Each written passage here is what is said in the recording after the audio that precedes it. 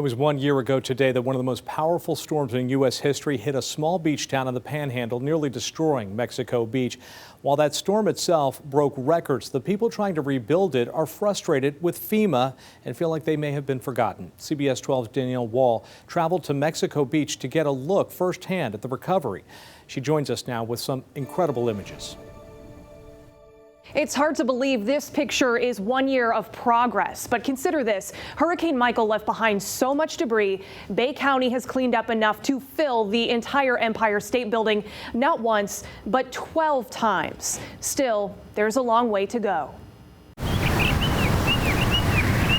Parts of Mexico Beach look like they haven't been touched in a year. Not since Hurricane Michael swept through and took most of the city with it. Homes and businesses look abandoned. Inside this hurricane-ravaged restaurant, you'll still find table settings. Outside, it's beer bottles still spilling out onto the streets. It's just been an uphill struggle all the way. Those trying to rebuild Mexico Beach are hitting roadblocks. The windows are brand new. Bobby Pollock wants to repair his home, but he's fighting insurance and searching for contractors. Since the hurricane, he's been sleeping in an RV in his driveway. The RV's great. I'm blessed to have it, but I want my house. It would be easy to leave, but Bobby decided to stay and run for office. I can think of no place else I want to live besides here.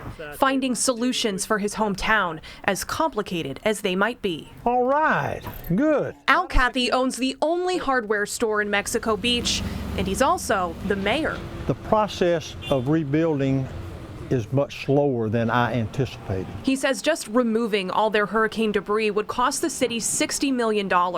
Impossible to pay up front when your entire annual budget is just $3 million. We have been hanging on by a thread, and we're at the point now that our bills have gotten to a point that we are entertaining borrowing money. Without money in their reserves or much of a tax base, Mexico Beach is at the mercy of the federal government. FEMA reimburses communities for projects like debris removal, but it's a process that can take months or even years. When a city this small gets hit with a hurricane so large, Mayor Cathy thinks FEMA should adjust its policies to provide money up front and speed up recovery.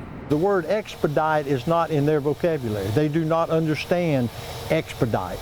It seems like their reimbursement formula is built for big cities. No question. FEMA told us they'd be able to sit down for an interview and discuss their reimbursement process for this story. Shortly before our interview date, they canceled. In a written statement, FEMA told us every disaster is different, but the delivery process for grant reimbursement remains consistent. The one-size-fits-all federal model is not the solution. Bay County Manager Bob Micah says the county borrowed $250 million of the $600 million they need to rebuild. FEMA has only paid about a quarter of that, leaving taxpayers on the hook for millions of dollars in interest. I think one of the things that that I would like to see happen going forward is for FEMA to be given the authority to be more nimble and have more flexibility. Micah says their biggest challenge is a housing crisis. The county estimates thousands of families are either homeless or in unstable housing, like Reed Garrett's. We're still struggling. We're still very much not out of the woods, and we have a lot of people who are homeless, a lot of people who are struggling with mental health.